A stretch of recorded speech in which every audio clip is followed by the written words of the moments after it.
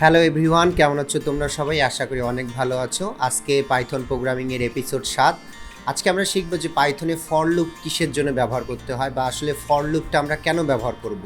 আসলে for loop রয়েছে, while loop রয়েছে। আমরা এই এপিসোডে শুধুমাত্র ফর লুপ নিয়ে কথা বলবো।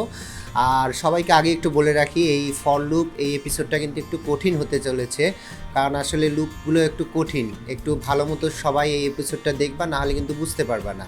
তো আসলে লুপ বলতে আমরা কি বুঝি? লুপ আসলে ব্যাপারটা কীরকম, যে একটা লুপের মধ্যে আমি পড়ে গিয়েছি, মানে একটা কাজ বারবার যদি করা যায়। তো দেখো, তোমাকে যদি বলা হয় যে 1 থেকে 10 প্রোগ্রামিংয়ের মধ্যে লিখে দেখাও, তা তুমি যদি বারবার প্রিন্ট দিয়ে 1 2 3 4 5 6 7 8 9 10 লেখো, তো আসলে কিন্তু অনেক বোরিং হয়ে যাবে না বিষয়টা, যে একটা প্রোগ্রামিং বারবার করে লিখছি। তো এই জন্য প্রোগ্রামিংয়ের মধ্যে ফর লুপ যদি আমরা ব্যবহার করি, আমরা জাস্ট একটা কোড লিখবো, ও সেই কোডটাকেই প্রত্যেকবার করে চালায় দিবে। একবার আমরা 1 লাইনের একটা কোড লিখবো, সে তোমার মনে করে 1 থেকে 10 লিখে দিবে। তো এই জন্যই ফর লুপটা আমরা সাধারণত সবাই ব্যবহার করে থাকি। তো চলো আমরা বিস্তারিত জানি। তো আসলে আমরা প্রথমে বুঝবো যে ফর লুপটা আসলে কি। ফর লুপটা হচ্ছে, তোমাকে যদি একটা নির্দিষ্ট কাজ 5 বার করতে বলা হয়, সাধারণত প্রোগ্রামিং সেই কাজটিকে 5 বারই লিখতে হতো। তোমার যদি একটা 5 বার কোনো একটা নির্দিষ্ট কাজ করতে বলা হতো, তোমার কিন্তু প্রোগ্রামিংয়ে সেটা 5 বার লিখতে হতো। কিন্তু ফর লুপ যখন তুমি ব্যবহার করবা, তখন কিন্তু সেই কাজটি যত খুশি তুমি ততবার করায় নিতে পারবা, কিন্তু প্রোগ্রাম লিখবা শুধু 1 লাইন কি 2 লাইন। তো আসলে এটা মজার বিষয়, এবং তোমার জন্য এটা অনেক ইজি। ওকে, তো ফর লুপের কিছু গঠন রয়েছে, বা সিনটেক্স যেটাকে বলা হয়। তো ফর লুপের মধ্যে অবশ্যই আমাকে ফর ব্যবহার করতে হবে, যেহেতু এটা ফর লুপ, এবং ভেরিয়েবলের মধ্যে একটা মান নির্ধারণ করা থাকে, এবং আইএন যেটা একটা কিওয়ার্ড রয়েছে, যেটাকে বলা হয় ইরিটেবল, এটা দিয়ে আমরা পুনরাবৃত্তিকে নির্দেশ করি, এবং একটা রেঞ্জ থাকে। এই জিনিসগুলো আমি সামনে তোমাদেরকে আরও বিস্তারিত ক্লিয়ার করতেছি। জাস্ট এখন তোমাদেরকে দেখাচ্ছি যে ফর লুপের আসলে একটা স্ট্রাকচারটা আসলে কি, একটা গঠনটা আসলে কি। তারপরে তোমার রেঞ্জ রয়েছে, যে রেঞ্জের মধ্যে আসলে থাকে 1 থেকে 5 পর্যন্ত, এর বেশি এর বাইরে যাবে না, বা এর বেশি এই কাজটা করবে না। আর তোমার ক্লোন ব্যবহার করা হয়ে থাকে। আর ইন্ডেনশন তো অবশ্যই বলছি, ওই সেদিনও এই ফিল্ডসের যে তোমাদের এপিসোডে বলা হয়েছে, ইন্ডেনশন তোমাকে ব্যবহার করতেই হবে, নাহলে কিন্তু সিনট্যাক্স ইরর দেখাবে। ওকে, তো আমরা পরের ধাপে যদি চলে যাই, একটা উদাহরণ দেখি এখানে। হ্যাঁ, একটা উদাহরণ তুমি যদি দেখো, যে ফর আই কি, এবং ইন জিনিসটা কি, এবং রেঞ্জ জিনিসটা আসলে কি, তারপরে প্রিন্ট লিখলো হ্যালো। এই কোডটা 5 বার প্রিন্ট করে কিন্তু দেখাবে, মানে হ্যালো লেখাটা তোমাকে 5 বার প্রিন্ট করে দেখাবে।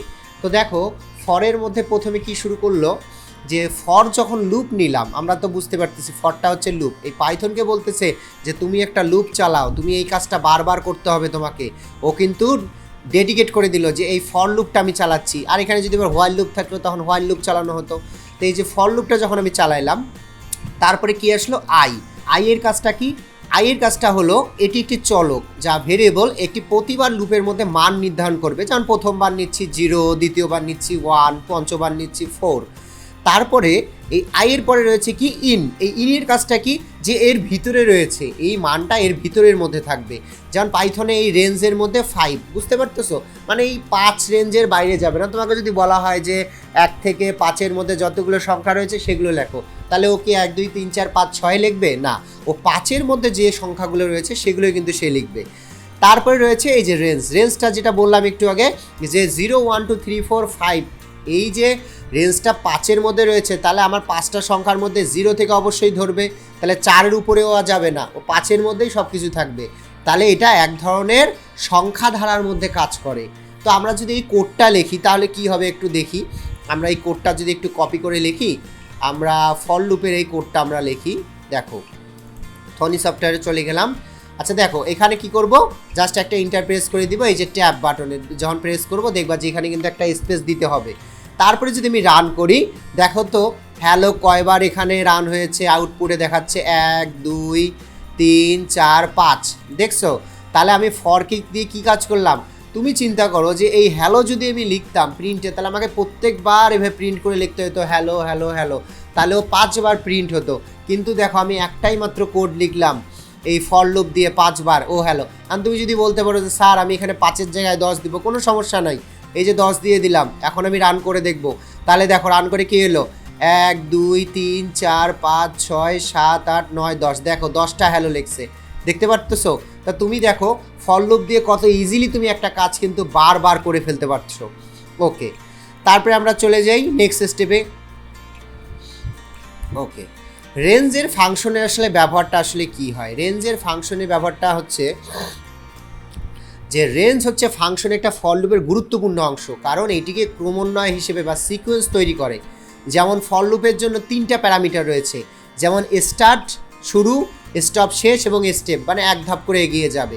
যেমন স্টার্টের মধ্যে যেমন ঐচ্ছিক একটা শুরু হয়ে যায়, যেমন ডিফল্টভাবে 0 নিয়ে নেয়, এবং স্টপের মধ্যে কি ক্রমটা এটা এখানে শেষ হয়ে যাবে। আবার স্টেপটা কি প্রত্যেকটা সংখ্যার সাথে একটা ব্যবধান সৃষ্টি করবে। আমরা একটা উদাহরণ দেখি, তাহলে আমরা বুঝতে পারবো। এই যে দেখো একটা রেঞ্জ ফাংশনের উদাহরণ। প্রথমে কি বলছে উদাহরণ 1, stop for I in range 5 এবং প্রিন্টে আই দিয়ে রয়েছে। কেন? এখানে আউটপুট আসবে 0 থেকে 4 পর্যন্ত। কেন বলছে যে আমার স্টপ হবে কোথায়? রেঞ্জের 5-এর উপরে যাবে না। তাহলে আমার আউটপুটটা আসবে 0, 1, 2, 3, 4 থেকে। তো আমি যদি এটাকে কোডটাকে কপি করি, আমরা একটু কোডটাকে কপি করে দেখি। কপি করলাম, পেস্ট করে দিলাম। ওকে, তাহলে রান যদি দেই, দেখো 1, 2, 3, 4, 5, মানে আমার রেঞ্জ কিন্তু 5 আছে। 5 কিন্তু আর আসবে না, ওই 4 পর্যন্ত যাবে, এর বাইরেও যাবে না। আবার আমি যখন আমি রেঞ্জটাকে এখানে চেঞ্জ করে দিব, এখানে যদি আমি 10 দিয়ে দেই, তখন দেখো কি আসলো। তখন যখন রান দিব, তখন কিন্তু এই যে 0 থেকে শুরু হয়ে কি 9 পর্যন্ত চলে গেল না?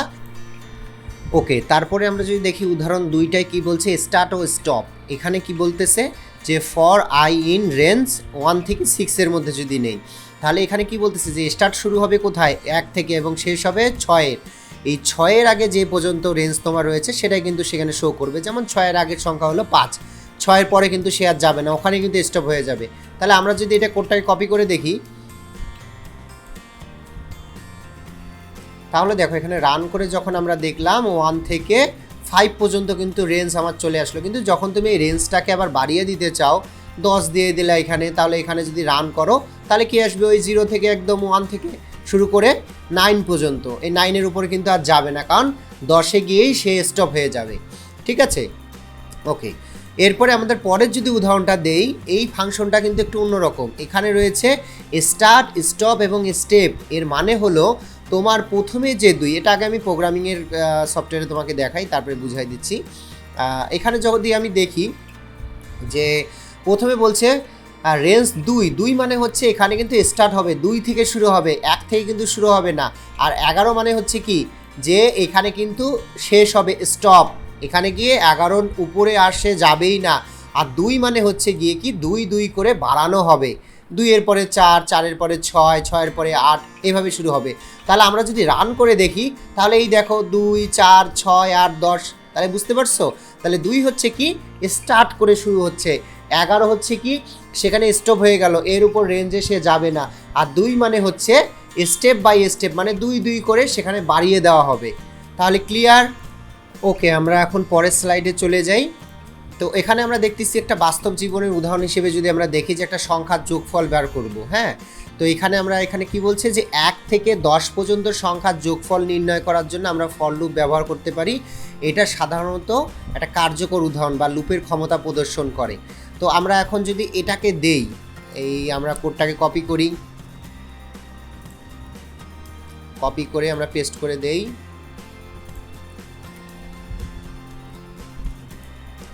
তাহলে দেখো এখানে আমরা কি পেলাম, যে ফর লুপ আমরা যখন নিলাম রেঞ্জ 1 থেকে 11-এর মধ্যে, সেখানকার আমরা যোগফল যে টোটাল যে ধারার যোগফলটা বের হলো সেটা হলো 55।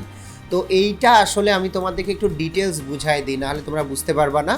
তো দেখো প্রথমে কি বলছে, যে লাইন বাই লাইনের ব্যাখ্যাটা আমি বুঝাই দিচ্ছি।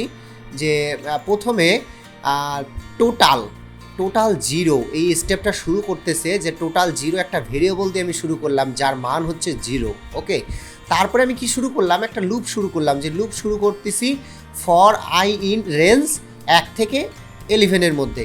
এই লাইনটা পাইথনকে বলতেছে যে 1 থেকে শুরু করে 10 পর্যন্ত 11টা বাদ এই 1-এর মান কিন্তু তুমি লুপ করে করে চালাও। তাহলে তখন তুমি দেখতে পারো যে এই যে 55 আসলে কিভাবে আসলো, এই 55 কিভাবে আসলো। তাহলে আমি প্রথমে কি ধরলাম, ফার্স্ট আমার যে 1, এই 1-এর মানটা, এই যে এখানে 1-এর মানটা পরিবর্তন হতে থাকবে, 1 2 3 4 5 6 7 8 কত 9 10 পর্যন্ত যাবে, 11 পর্যন্ত যাবে না, কারণ আমি এখানে রেঞ্জ দিয়ে দিয়েছি যে 1 থেকে 11-র মধ্যেই থাকতে হবে।